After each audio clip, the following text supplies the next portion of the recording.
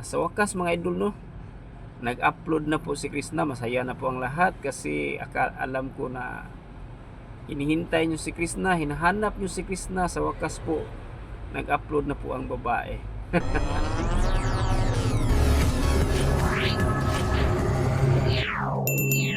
Hello mga idol, kumusta po? Kumusta ang ating mga Peking Koreana supporters? Kumusta ang ating mga PB Team supporters mga idol? At ang ating mga subscriber dito sa Pinas, kumusta? Lalot na po ang ating mga OFW na subscriber, ating mga OFW na viewers, at ang nakatira na po sa ibang bansa na mga Pilipino, kumusta po? Saan man kayo ng panig ng mundo, magandang araw sa inyo. At ang ating mga kababayan dito sa Pilipinas na nanonood, kumusta? Lalot na po ang ating mga senior citizen, no? Kumusta? Ating mga Chris Paunatics, ating mga Chris Natics, at ang ating mga Peking Koreana supporters mga idol. Siyempre magandang araw sa inyo at welcome to my YouTube channel, Biltik Romero TV. Maraming salamat sa inyong palaging pagsuporta sa akin mga idol, no? Kumusta ang lahat? Sana po ay nasa mabuting kalagayan ang lahat mga idol. At ang ating mga kababayan sa Luzon, Visayas at Mindanao mga idol, kumusta naman po ang lahat? Kumusta? At ang ating mga Cebuano na supporters, kumusta ang ating mga Cebuano? Lalot na po ang ating mga kababayan dito sa Cebu. Katulad ko, isa ding Bisaya. At ang ating video ngayon mga idol tungkol po sa sa ating idol na si Krishna. Sa wakas mga idol, no, nag-upload na po si Krishna. Masaya na po ang lahat kasi alam ko na hinihintay nyo si Krishna, hinahanap nyo si Krishna. Sa wakas po nag-upload na po ang babae. Pero ang sabi niya mga idol, may sinasabi si Krishna, kaya pala na matagalan siyang nag-upload kasi may sakit pala si Krishna. At ngayon pa lang niya sinasabi na ang kanyang sakit mga idol ay ulcer. Binawalan po siya ng pag-inom ng soft drinks, pagkain ng mga karne, yung mga matitigas na pagkain mga idol, no? At ang kanyang kinakain palagi ay gulay. Dapat lang po sundin ni Krishna na ang sabi ng doktor, kasi ang doktor po ang may alam sa lahat mga idol, no? At ang napakaganda ni Krishna mga idol kasi kahit may sakit siya ay kanyang dinadala-dala, hindi niya dinidibdib ang kanyang sakit, no? Tapos kahit may sakit si Krishna mga idol, maganda pa rin, no? Masigla pa rin siya at jolly pa rin, no?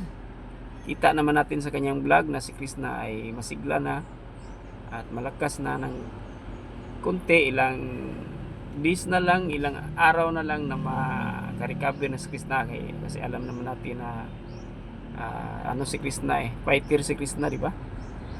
At kanina mga idol, nanood ako ng kanyang vlog, yung doon sila sa bundok, pinakita niya ang kanyang mga kambing. Tapos nagplano pala siya na yung lupa niya ay kanyang nilinisan kasi lagyan ng mga kambing at manok. Mag-farm siya doon. Napakaganda ng plano ni Krishna mga idol, no, na mag-farm siya mientras bata pa siya, no? Kasi marami pa siyang future na dumating sa kanyang buhay kasi bata pa si Krishna. Habang maaga pa ay tama ang kanyang plano na mag-farm ng kambing at manok kasi investment yan, no, sa buhay natin. Kailangan mag-investment tayo, no? Mag-invest tayo ng mga sa ating buhay, mga ari-arian, di ba? Kung may kaya tayo, may pera tayo, no, di ba? Tapos mga idol, itong si Krishna mga idol, may sinasabi siya kanina na touch talaga ako, nakarelate ako kasi alam ko na nadaanan ko naman yun nung bata ako kasi lumaki ako sa hirap, lumaki ako sa province. Tapos isang kahig din, isang tuka kami, kasi sa amin, province sa amin nasa province ako lumaki. Nakarelate talaga ako sa sinabi ni Krishna ito mga idol. Pakinggan yung sinasabi ni Krishna mga idol, ito sinasabi niya. Diba guys, para may baon ako sa eskwela guys. Nagbebenta ako ng patula dati. Ano yata ako, mga 9 years old. Uh, Nagbebenta ako ng patula or mga gulay ni mama, mga talbos, ganun, mga malunggay. Masipag ako mag-harvest dati kasi binebenta ko. Tapos sobrang bigat ng dinala ko kasi isang balde na malaki. Tapos bubuhatin ko yun papuntang baryo para magbenta. Ililibot ko yun. Ikutin ko buong baryo. Kada bahay ako. Ayan mga idol, Bibili ka napakaganda ng ng kanyang sinasabi, no? Dumaan sa ganun si Krishna. Natouch talaga ako na nanood kasi relate ko ang kanyang mga sinasabi, lahat pinagdaanan ko na din yun. So dati para si Krishna ay kapatid ko kasi parang ginawa niyang inspirasyon ng kanyang kahirapan, no? So, good job Krishna, napakagaling mo na bata, no? Kailangan mo talaga ng tamang suporta kasi para mag-ano ka sa buhay, mag-success ka, no? Hayaan mo lang, nandito lang po kami mga fans sa iyo, kami mga Peking Koreana supporters, nandito lang po kami. Palagi kaming nakasubaybay sa iyong mga video at inantay ka naming mag-upload. Palagi akong nag-update po sa iyong channel kung may upload na ba. Pero thank you na lang, no, sa Panginoon. Sa ating tingin si Krishna ay medyo magaling na po. Ano na po ang kanyang mukha po. Masigla na po ang kanyang mukha, di ba mga idol?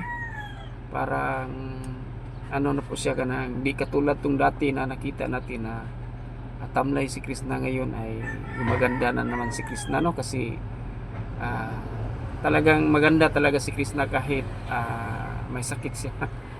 Yun ang nagustuhan ng mga fans sa kanya kasi kahit walang kaarte-arte, maganda si Krishna. Kahit walang make-up, walang ano, probinsyana talaga ang dating niya. Napaka-simple na bata, no? So may picture ito sa buhay. May ano ito, may dumating ito na blessing na marami kasi maraming views si Krishna mga idol, kahit minsan lang po siya mag-upload ng video mga idol, no? Sana po tuloy-tuloy na po ang pagaling ni Krishna at ang mga bawal ng doktor ay kanya lang susundin. Huwag niyang ano, hindi po dapat niya anuhin ang mga sinasabi ng doktor, ang mga bawal ng pagkain mga idol, no? Ganon lang mga idol, maraming salamat sa inyo. Sana po mag-subscribe kayo sa aking channel at God bless po sa lahat. Maraming salamat po sa inyo at huwag niyong kalimutang magpindot na ring notification bell at mag-subscribe kayo sa aking channel para updated kayo sa aking mga video mga idol. Maraming salamat po. God bless po.